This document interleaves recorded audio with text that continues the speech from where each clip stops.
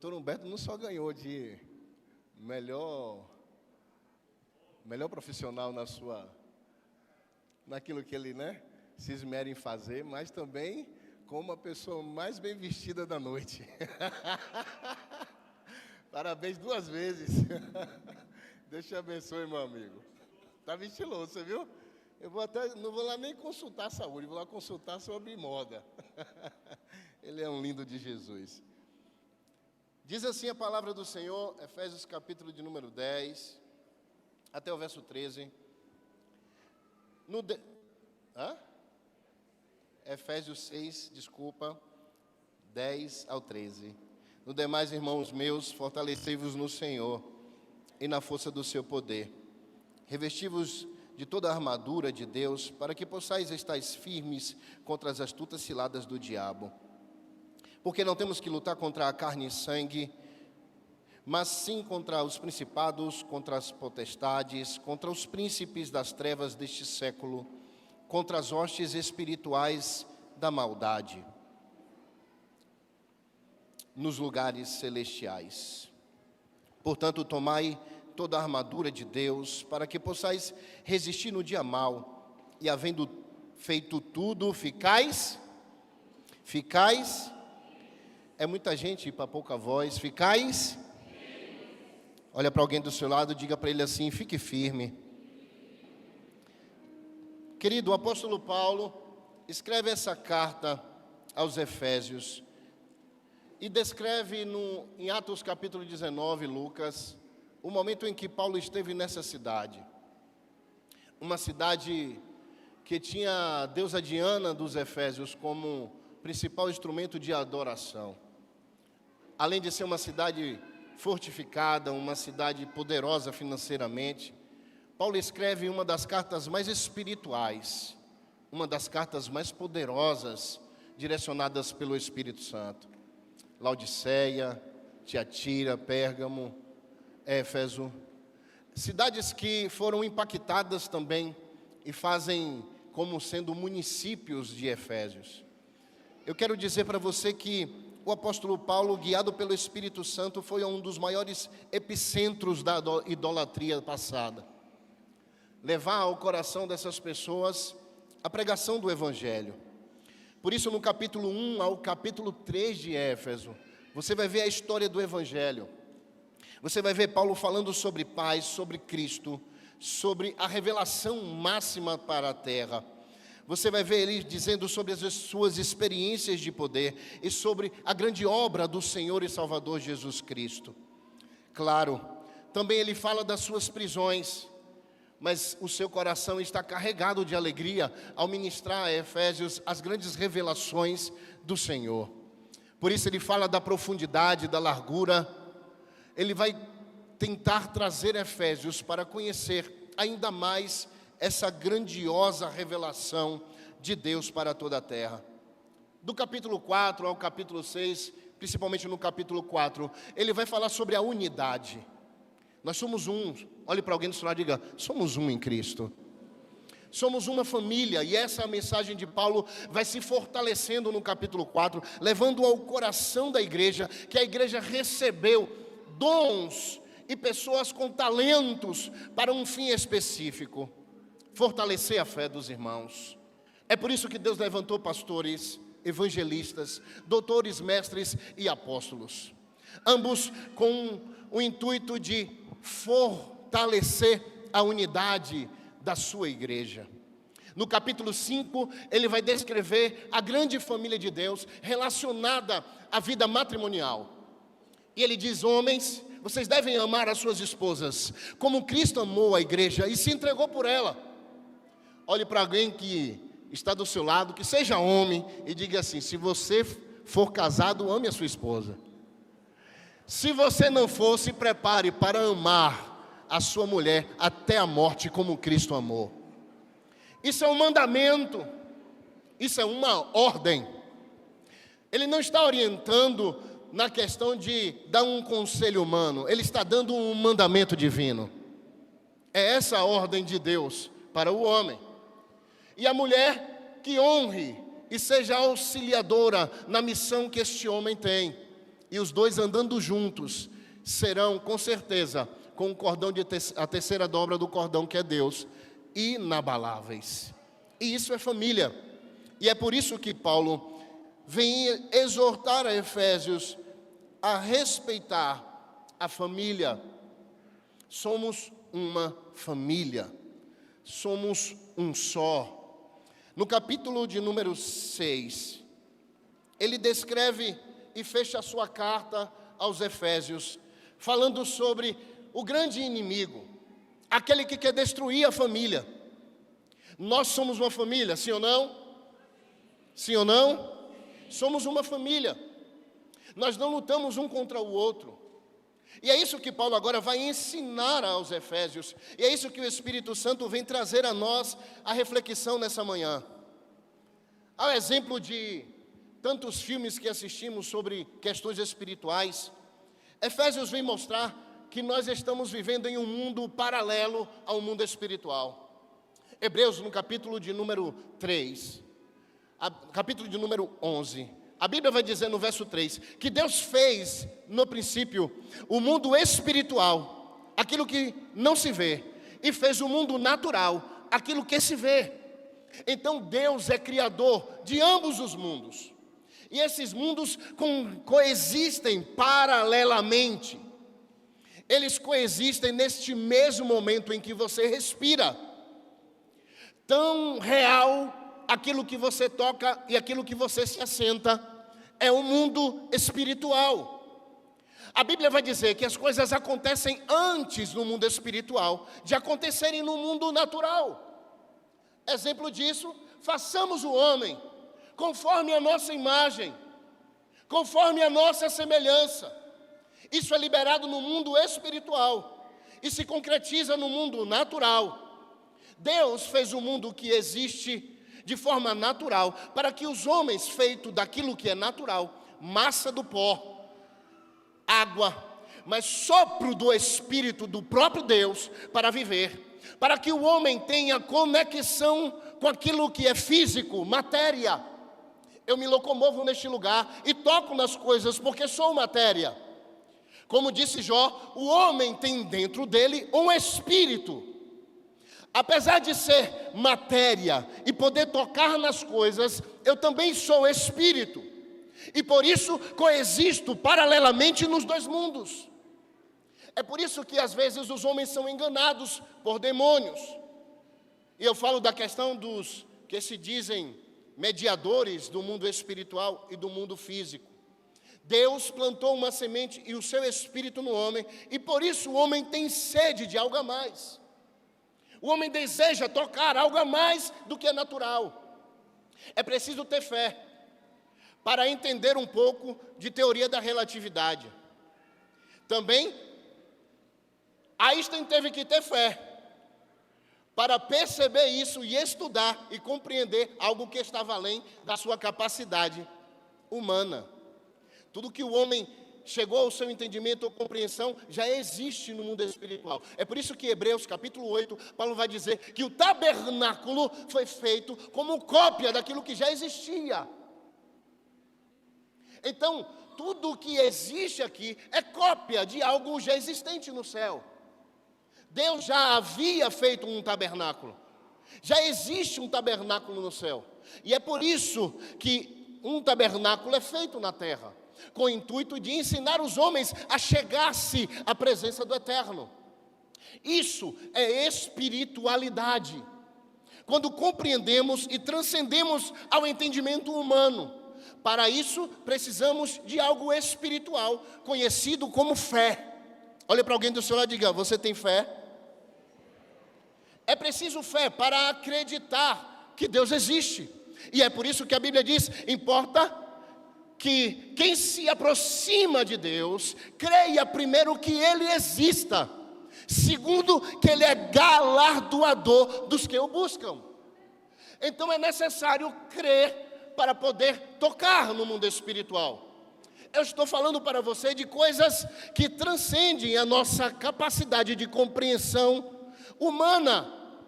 Coisas que eu não posso tocar de forma metafísica, mas eu posso tocar com o meu espírito. É por isso que Jesus disse em João capítulo 4, a mulher samaritana: importa que os verdadeiros adoradores adorem ao Pai em espírito e em... Nós adoramos a Deus em espírito. É impossível adorar a Deus na carne sem ser movida pelo espírito. Quando eu falo que as coisas acontecem dessa maneira, de lá para cá, Daniel é a prova em capítulo 10, porque Daniel colocou no seu coração orar, e quando ele orou, o anjo, depois de 21 dias de oração, chegou a ele e disse: no primeiro dia, varão valoroso Daniel, que tu colocaste no teu coração a orar a Deus, o Senhor me enviou a ti, mas o príncipe da Pérsia se colocou em minha direção, e eu não pude passar. Tive que voltar e chamar o arcanjo Miguel para guerrear e abrir o caminho para que eu chegasse a ti e te entregasse as revelações do Senhor. Antes que as coisas aconteçam aqui, acontecem lá. Olha para alguém do seu lado e diga assim para ele, diga com o dedo de profeta: tem muitas coisas se movendo no mundo espiritual em sua direção. Então não desista, continue firme, porque Deus vai fazer o que Ele já iniciou a realizar em sua vida. Estamos em uma batalha espiritual. E tem duas coisas que o diabo quer que nós acreditemos. A primeira é superestimar o inimigo. A primeira é dizer: pastor Henrique, ele é um Zé, ele é um fraco, eu vou pisar na cabeça dele, eu vou esmagá-lo. A primeira é você botar ele e não conhecer o seu poder, não conhecer as suas astúcias, não conhecer a sua grandeza, não conhecer de fato quem ele é. Então, você não pode subestimar o seu adversário. Não subestime ele. Jesus, o Nazareno, nosso Salvador, não o subestimou. Antes o venceu com a espada do Espírito, dizendo: está escrito, Satanás, só ao Senhor teu Deus adorarás, e só a Ele prestarás culto. Não subestime Ele. Outra coisa que Ele quer que você superestime. E eu troquei as palavras, você viu. Outra coisa é que você o coloque num patamar em que ele não está. Mas C.S. Lewis vai dizer que uma das coisas que o diabo ama é que você não acredite que ele existe. É que você não desconfie que ele está atuando na sua vida. C.S. Lewis escreve Cartas de um Diabo ao seu Aprendiz. E escrevendo, ele fala sobre Maldonado, um demônio que está auxiliando e discipulando um outro demônio chamado Vermilindo. Vermilindo tem um paciente que é um ser humano. E o paciente diz, certa vez na igreja, pregando: eu sou um cara humilde. E ele está Vermilindo se preocupou com isso, corre para Maldonado e diz: o meu paciente disse que é humilde. Maldonado, como um demônio experiente, disse: não se preocupe, enquanto ele falar, assim ele é nosso. Quando ele começar a ser humilde, se preocupe, Vermilindo. O evangelho não quer ser só pregado nos seus lábios, ele quer ser vivido. Tiago disse que não sejam só ouvintes, mas praticantes. Eu posso conhecer as Escrituras como ninguém, e isso de nada vai me valer na eternidade, quando chegar diante de Deus, e Ele olhar para mim e eu dizer: mas eu expulsei demônios, mas eu curei enfermos, mas eu preguei em teu nome. Apasse de mim, maldito, eu não te conheço. Como assim? Tu não me conheces? Eu fiz isso em teu nome. Eu tive fome, você não me deu de comer. Eu estava com frio, você não me vestiu. eu estive preso e você não foi me visitar. Como assim? Eu te vi nesses momentos. Eu não lembro de ter te visto assim, Jesus. Todas as vezes que alguém faz isso, a qualquer pequenino meu, a mim faz. Isso é espiritualidade. Isso é prática de vida cristã. Olhe para alguém do seu lado e diga assim, ó, a Bíblia grita, pratique ela. Fala para alguém, para três, toca alguém do seu lado assim, lá atrás de você, diga assim, ó, pratique a Bíblia. Pratique a Bíblia. Precisamos conhecer a natureza das coisas espirituais. Precisamos conhecer a natureza da batalha espiritual. Precisamos abrir os olhos e compreender quem é o nosso inimigo. Qual é a natureza do nosso inimigo. A nossa luta não é contra carne e sangue. Ô lindão, ô lindona de Jesus, você não briga contra quem está do seu lado. O seu marido não é seu inimigo. A sua esposa, gatão de Jesus, não é sua adversária. Ela é sua aliada. Ei, se humilha um pouco mais. Quebre esse orgulho no teu coração. Para de querer viver no teu casamento achando que as coisas têm que ser como você quer. Você tem que aprender a ceder. Você tem que aprender a se render. Você tem que entender que você e a sua esposa e você estão os dois do mesmo lado.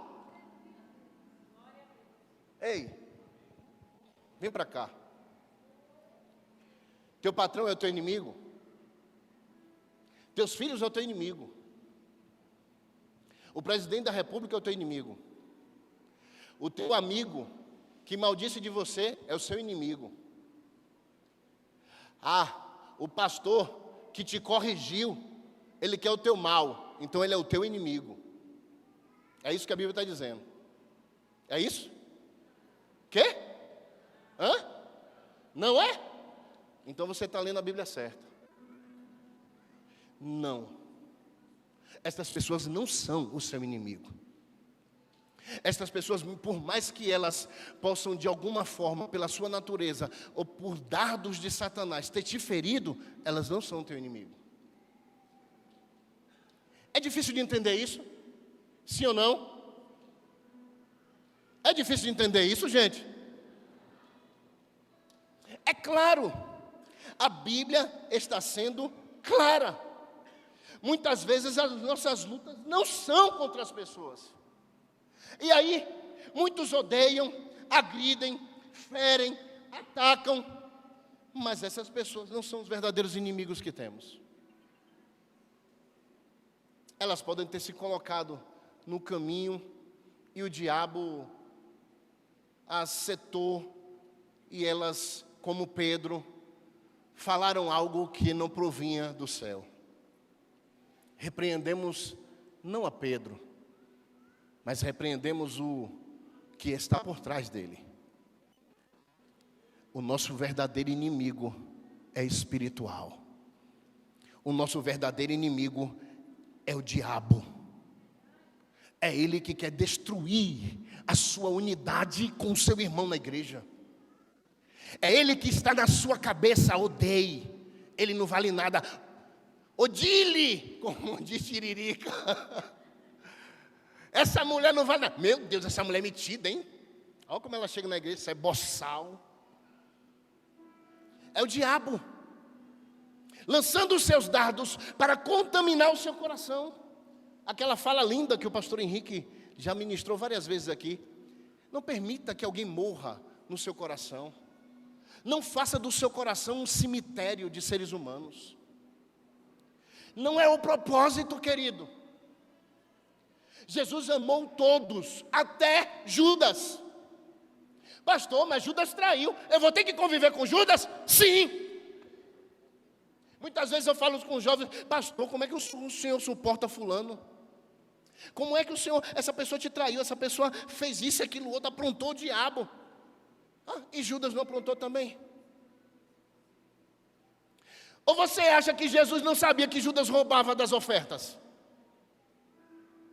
Ou você acha que Jesus não sabia que Pedro carregava espadas? E era duas. Não era só uma não, duas. Acha mesmo que Jesus não conhecia o coração de quem estava ali buscando todos os dias? Conhecia. Mas ele optou por amar. Ele optou por dizer àquele que lhe beijava quando lhe traía, meu amigo. Por mais que as pessoas revelem o coração de Satanás e não delas, eu tenho que revelar o coração de Cristo e não do diabo. O que nós carregamos dentro de nós? Somos cheios de quê? Do diabo ou do Espírito Santo? Olha para alguém do seu lado e diga assim, ó, seja cheio do Espírito Santo. Fala assim para ela assim, ó, isso foi para você. Isso foi para nós. Isso foi para mim. Deus quer que nos enchemos do Espírito Santo. Por isso ele fala, não enchei-vos de vinho, onde há contenda, mas enchei-vos do Espírito Santo de Deus. Encha-se do Espírito, encha-se até transbordar, encha até que o seu interior seja lavado, redimido, purificado. Encha até que você não viva mais você mesmo, mas viva Jesus de Nazaré, a essência dele em você. Apocalipse 12 e outros textos, como no verso 11 de Efésios, vai dizer que o líder é o diabo. É esse inimigo que lutamos. E o horário já está me matando, eu tenho que encerrar. Cada um mostra a sua faceta. Olhe, a Bíblia chama ele de Satanás, Lúcifer, antiga serpente, dragão, Belzebu, Apolion, Abaddon, inimigo, adversário, acusador, tentador, maligno, pai da mentira, assassino, Deus deste século, príncipe da potestade do ar. Seu currículo é extenso. Seu currículo é... Ele viu a queda de grandes baluartes de Deus. Ele derrubou Sansão, ele derrubou Davi, ele derrubou Adão e Eva. Abra os olhos espirituais. Quando um pensamento surgir no seu coração ou na sua mente, coloque ele diante das Escrituras. E bote na balança a Bíblia e o seu pensamento. E você entenderá quem está falando com você. Ou se alguém chegar e disser alguma fofoca, pese na balança. E quando você pesar na balança, fala, irmão, está errado isso. Não traga essas coisas. A Bíblia diz que as más conversações corrompem os bons costumes. Esse demônio, esse anjo caído, em Apocalipse 12:3, arrastou um terço das hostes do céu. Se ele teve a capacidade de enganar um terço dos anjos, quem somos nós? Se não nos mantemos na verdade que é Jesus. É por isso que tudo deve ser levado para a verdade, que é luz, e ela revela as trevas. E é por isso que Paulo vai dizer, nada posso contra a verdade, senão pela verdade. A verdade é Jesus de Nazaré. João 14:6, eu sou o caminho, a verdade e a vida, e ninguém vai ao Pai a não ser por mim. Tem alguém andando aqui na verdade? Tem alguém aqui andando no caminho que é Jesus? Tem aqui andando nesse caminho maravilhoso? Tem alguém aqui? Tem alguém aqui nessa manhã? Existem 4 níveis de ações dos anjos caídos: principados, asques, líderes de regiões territoriais, potestades ou essôncias, que são potências, hostes, que são cosmocrotonas, ou organizações sistemáticas com um fim específico. Também domínios, ponéria, que quer dizer pornografia também. Ou seja, aquele que domina na bebida, no álcool, no sexo. São as 3 coisas que derrubam o casamento: o sexo, comunicação e o dinheiro. O diabo trabalhou nisso em Adão: o sexo, o poder, o dinheiro, a comunicação. Ele fez com que Eva não entendesse de fato, ou duvidasse daquilo que Deus disse para lhe obedecer. Toda essa estrutura demoníaca é preparada para destruir a sua vida, para afastar você da comunhão da igreja, para afastar você daqueles que podem abençoar a sua vida, porque a comunhão abençoa. Esse ano eu estou falando muito para a juventude sobre 4 pilares essenciais, e eu falo todo sábado para eles: 4 pilares essenciais para uma vida cristã até o fim, quando você chegar na porta e encontrar Jesus. O primeiro é oração. Por isso nós temos oração todas as segundas-feiras, para ativar aqueles que ainda não têm o costume de orar. Segundo é estudo das Escrituras. Por isso nós temos o Clube da Bíblia. Está Tiago ali, que lidera o Clube da Bíblia, toda segunda-feira às 18 horas. O terceiro é jejum.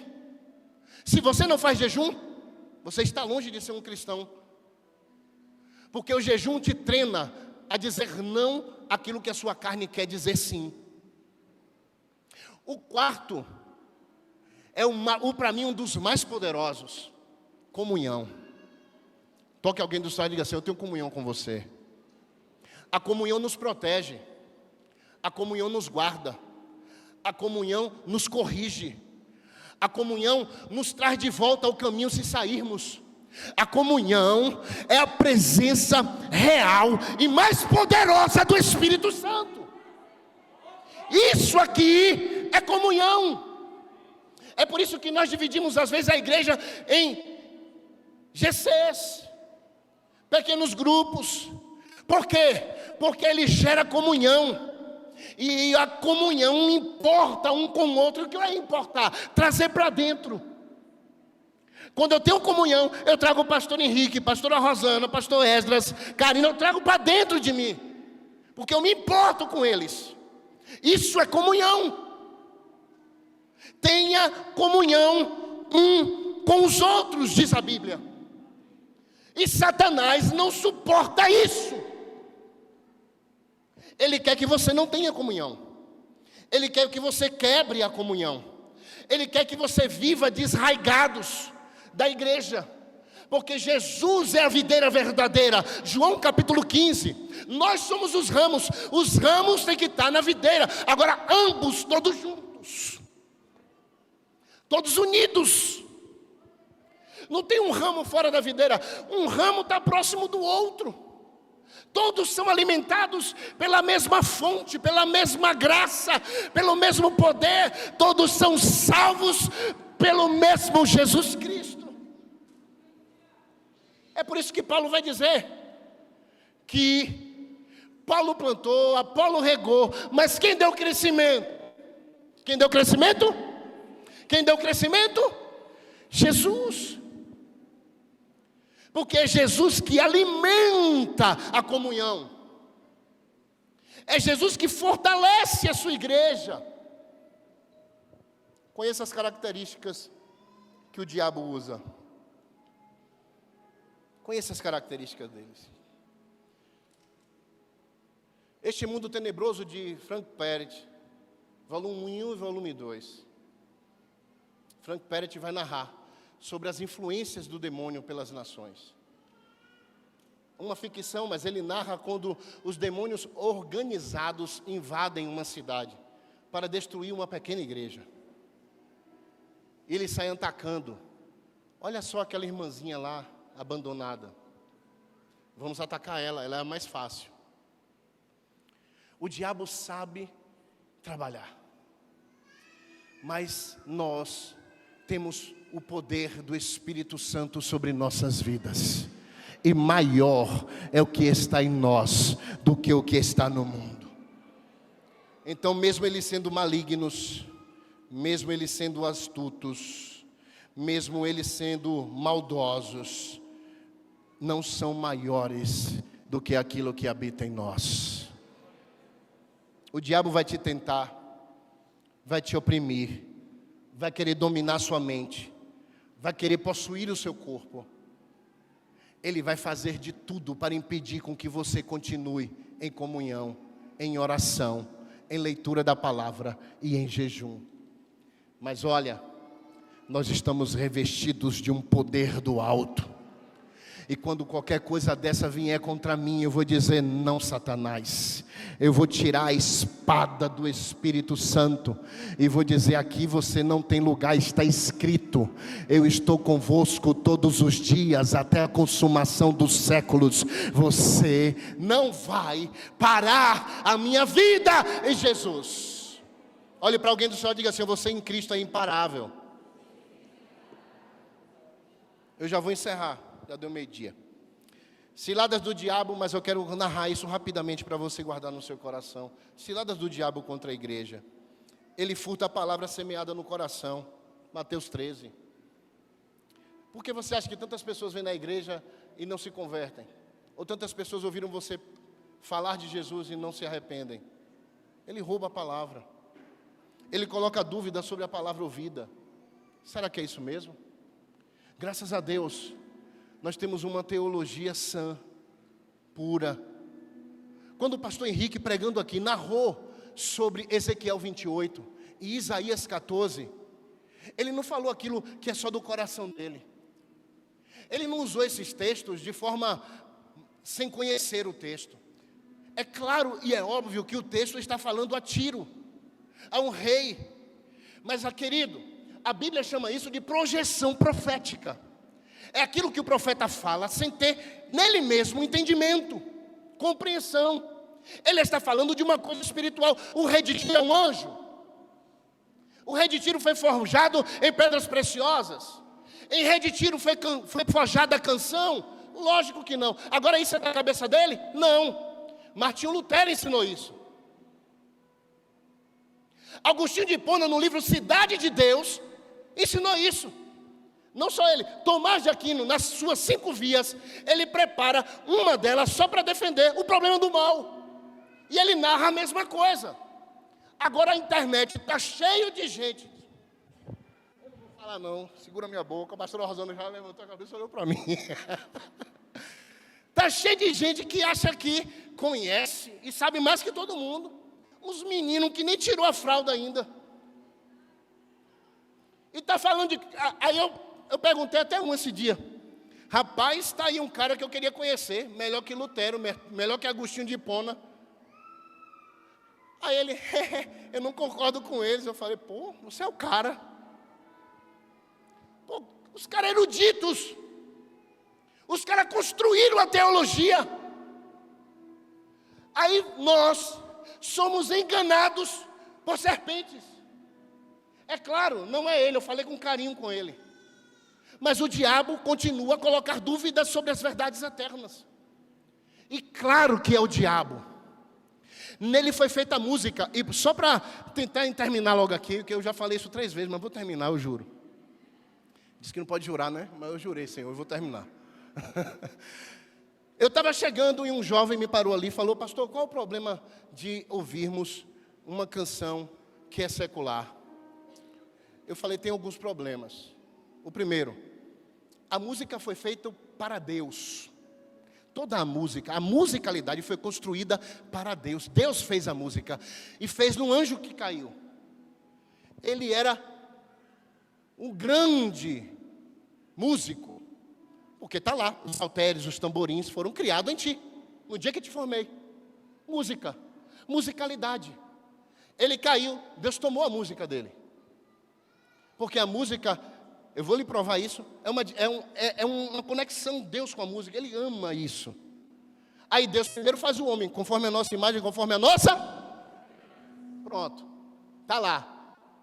Aí o diabo já olha para mim e já quer morder a testa de raiva. Porque ele vê em mim a imagem e... Olha que coisa linda. Ele queria isso. Aí Deus dá a gente, pobres homens mortais. Aí Deus pega e coloca no homem o quê? A música. A música é um instrumento de conexão com Deus. É uma ligação direta, é com telefone sem fio. Os jovens que estão hoje não sabem o que é telefone com fio, né? mas o telefone sem fio, ou seja, uma ligação direta com Deus. Quando eu canto, quando eu o adoro, a Bíblia diz: eu estou entronizado no meio dos louvores do meu povo. É uma conexão direta.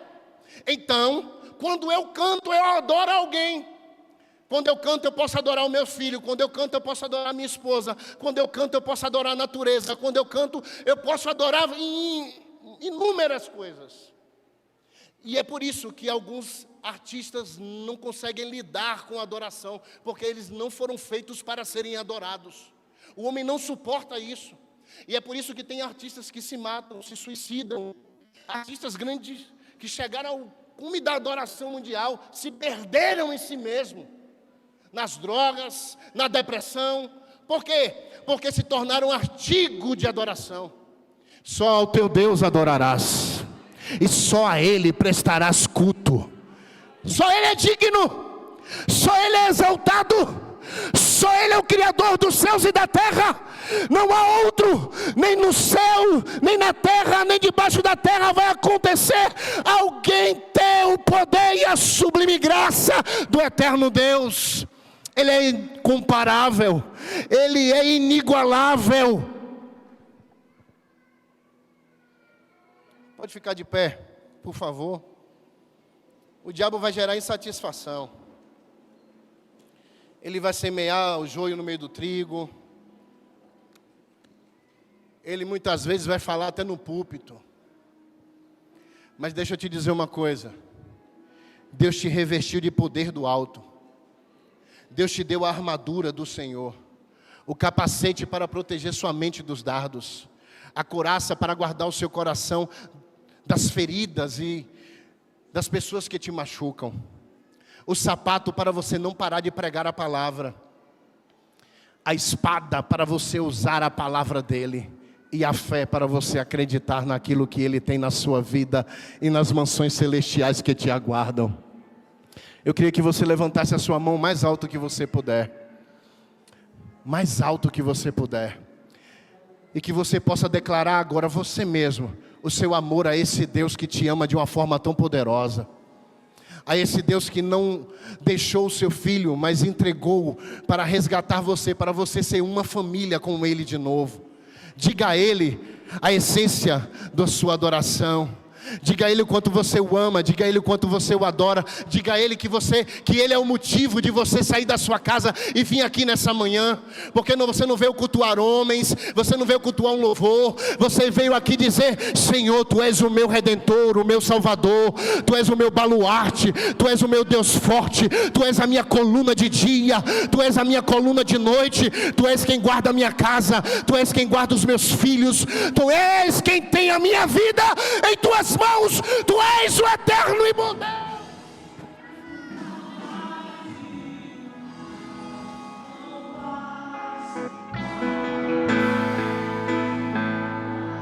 Adorar em tempos de guerra, nunca pare de lutar, não baixe a guarda, nunca pare de lutar. Em tempos de guerra, nunca pare de adorar. Libera a palavra, profetiza sem Parar. o descanso e o descanso, a cura, a recompensa vem. Sem demora, O escape e o descanso, a cura, a recompensa vem. Sem demora, o escape e o descanso, a cura, a recompensa vem. Sem demora, o escape e o descanso, a cura, a recompensa vem. Sem demora. Glória a Deus. Lindão, conversando com o pastor Everton e ouvindo essa palavra sobre batalha espiritual, deixa eu não concluir essa mensagem, nem completar essa mensagem, porque ela não precisa nem ser concluída, nem de complemento. Mas estava eu ali sentado e eu queria... Ô Dema, meu lindo, vem cá, vocês dois, filhos, fiquem aqui, deixa eu ministrar um negócio para o coração da igreja, para vocês entenderem. Já assistiram filmes antigos, épicos? Já assistiram? Olha só, esse aqui é meu camponês. Todo filme épico começa com o quê? Um fazendeiro. Amém? Fazendeiro, camponês. Qual é o trabalho dele? O trabalho dele é produzir e alimentar a sua família. Seria bom se o mundo só fosse o mundo camponês, era assim?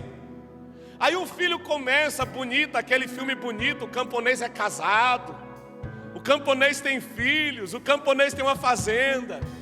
Mas aí, infelizmente, vem o exército inimigo, vem o adversário. O camponês sabe levantar a espada, sabe? O camponês sabe levantar o escudo. Ele sabe mexer com o quê? Com gado e enxada. Aí a gente precisa de quê, pastor? Quando o inimigo se levanta? De um soldado. Amém? O soldado tem o quê? Espada, escudo, lança. Não é verdade? Para enfrentar e vencer o inimigo. Deixa eu perguntar nessa manhã maravilhosa: quem você é na sua vida espiritual? Você é o camponês ou você é o soldado? Olha para o irmão do lado e fala assim: tem hora que a gente é um camponês, cuida da família, do gado, da roça. Agora olha para o irmão do lado e fala assim: mas se precisar, a gente tira a roupa de camponês e vira um soldado.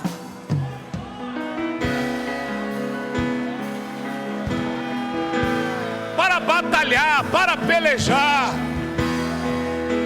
Então, deixa eu dizer um negócio para você hoje aqui.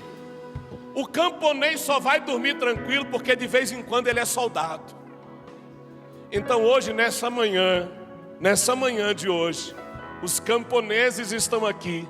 Mas se o inimigo se levantar, Deus vai colocar espada, escudo na tua mão, e você vai vencer no nome de Jesus. Porque você faz parte de um grande exército de Deus. Amém?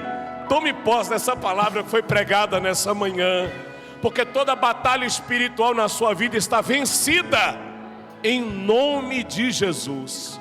Feche os seus olhos. Deus equipa essa igreja.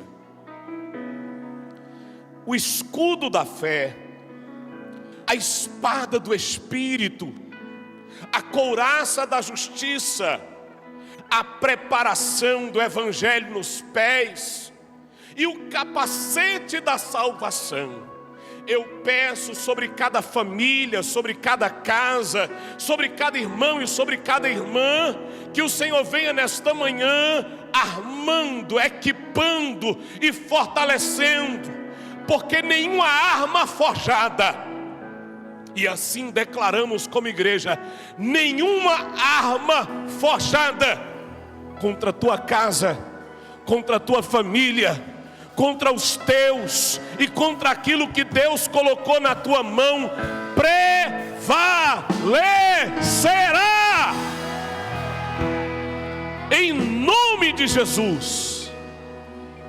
Que esta semana seja uma semana de vitória, que essa semana os inimigos sejam desbaratados, que essa semana possamos desfrutar do melhor de Deus e da graça de Deus.